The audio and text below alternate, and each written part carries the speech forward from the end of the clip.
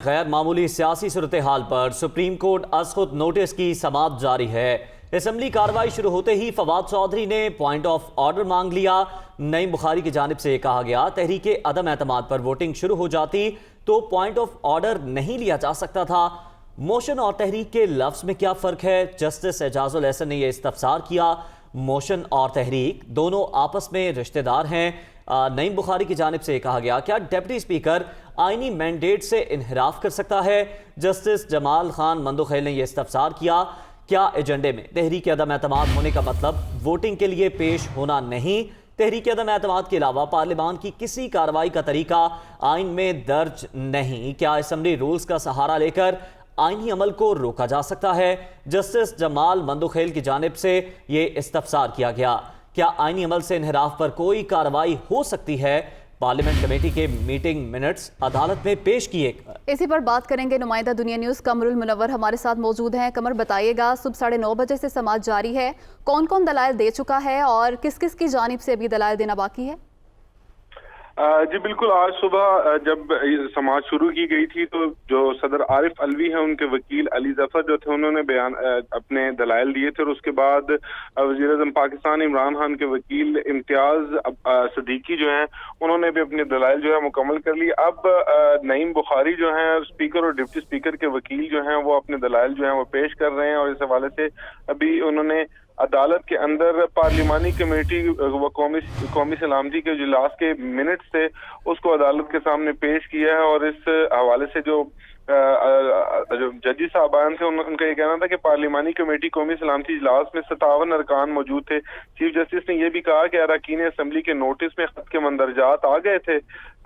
جس پر chief justice نے یہ بھی پوچھا کہ پوائنٹ آف آرڈر پر رولنگ کی بجائے اپوزیشن سے جواب نہیں لینا چاہیے تھا، جس پر نعیم بخاری جو وکیل ہیں اسپیکر اور ڈپٹی اسپیکر کے ان کی جانب سے کہا گیا کہ پوائنٹ آف آرڈر پر بحث نہیں ہوتی۔ نعیم بخاری نے اس حوالے سے یہ بھی کہا کہ اسمبلی کارروائی شروع ہوتے ہی فواد چودھری نے پوائنٹ آف آرڈر مانگ لیا تھا، اور تحریک عدم اعتماد پر ووٹنگ شروع ہو جاتی تو پوائنٹ آف آرڈر نہیں لیا جا سکتا تھا، جس پر جسٹس اعجاز الاحسن نے پوچھا کہ موشن اور تحریک کے لفظ میں کیا فرق ہے؟ وکیل نعیم بخاری نے بتایا کہ موشن اور تحریک دونوں آپس میں رشتہ دار ہیں، اور آرٹیکل جس پر جسٹس جمال مندوخیل نے پوچھا کہ آرٹیکل 95 کا آئینی مینڈیٹ کیا ہے؟ کیا ڈپٹی اسپیکر آئینی مینڈیٹ سے انحراف کر سکتا ہے؟ جو سوالات اور جوابات کا سلسلہ جاری تھا، اس دوران جو ہے نعیم بخاری جو وکیل ہیں ان کی جانب سے یہ کہا گیا کہ تمام اپوزیشن ارکان نے کہا کہ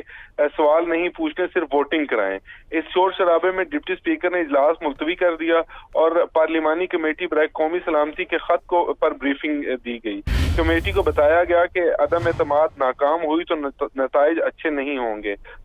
جس پر چیف جسٹس آف پاکستان نے کہا کہ ریکارڈ کے مطابق پارلیمانی کمیٹی قومی سلامتی میں 11 لوگ شریک ہوئے تھے۔ چیف جسٹس نے یہ بھی کہا کہ پارلیمانی کمیٹی کو بریفنگ دینے والوں کے نام میٹنگ منٹس میں شامل نہیں ہیں۔ جسٹس اعجاز الاحسن نے اس موقع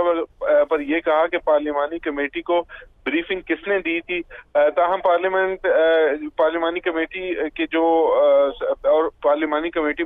قومی سلامتی کے اجلاس کے جو منٹس تھے وہ عدالت میں پیش کیے گئے، اور اسپیکر اور ڈپٹی اسپیکر کے جو وکیل ہیں انہوں نے یہ پڑھ کے بھی عدالت میں سنائے، جس پر چیف جسٹس نے یہ کہا کہ پارلیمانی کمیٹی قومی سلامتی اجلاس میں 57 ارکان موجود تھے، اراکین اسمبلی کے نوٹس میں خط کے مندرجات جو تھے وہ آ گئے تھے، تو پوائنٹ آف آرڈر پر رولنگ کے بجائے اپوزیشن سے جواب نہیں لینا چاہیے تھا۔ کیس کی سماعت جو ہے وہ بھی چل رہی ہے۔ جو ڈپٹی اسپیکر اور اسپیکر کے وکیل نعیم بخاری ہیں وہ اس حوالے سے سوالات کے جوابات دے رہے ہیں، جبکہ اپنے دلائل جو ہیں وہ اس حوالے سے عدالت کے سامنے رکھ رہے ہیں۔ جی قمر، یہ بھی بتائیے گا کہ اتنے روز سے سماعت جاری ہے، فری کین کے وکلاء کی جانب سے دلائل دیے جا رہے ہیں اور ججز کی جانب سے اہم ریمارکس بھی سامنے آ رہے ہیں، کیا نتیجہ اخذ کیا جائے؟ اور یہ بھی بتائیے کہ کیا آج فیصلہ آنے کا امکان ہے؟ جی بالکل، آج جو سماعت جب شروع ہوئی تو اس وقت بھی چیف جسٹس آف پاکستان نے یہ کہا، اور گزشتہ روز بھی یہ بات کی گئی تھی کہ تمام دلائل اور جو اس حوالے سے وکلاء ہیں ان کو سن لیں گے۔ آج اب صرف دو، اگر پورے جو سیشن ہے اس کے دوران دیکھا جائے تو اب نعیم بخاری جو اسپیکر اور ڈپٹی اسپیکر کے وکیل ہیں ان کو سنا جانا ہے، اور اس کے بعد اٹارنی جنرل کو سنا کہاں جانا ہے، کیونکہ اٹارنی جنرل کے جو سوالات کا سلسلہ اور ان کے دلائل جو ہوں گے وہ کافی لمبے ہو سکتے ہیں، کیونکہ اٹارنی جنرل سے نہ صرف معاونت کے لیے ججز صاحبان کہیں گے، پہلے جتنے بھی اس میں فریق تھے جس طرح مختلف سیاسی جماعتوں، پاکستان پیپلز پارٹی، JUI، فے مسلم لیگ نون، اور اس کے علاوہ دوسری Karachi bar council, Sindh bar council, supreme court bar council, ان تمام کے جو وکلاء تھے انہوں نے اپنے دلائل پیش کیے اور اس حوالے سے جو چیزیں تھیں وہ عدالت کے سامنے رکھی۔ اب اس پر جو کاؤنٹر آرگومنٹس ہیں اور اس پر جو بات چیت کر رہی ہیں وہ اٹارنی جنرل نے کہنے، کیونکہ اٹارنی جنرل نے نہ صرف مخالف وکلاء کے جو دلائل تھے ان پر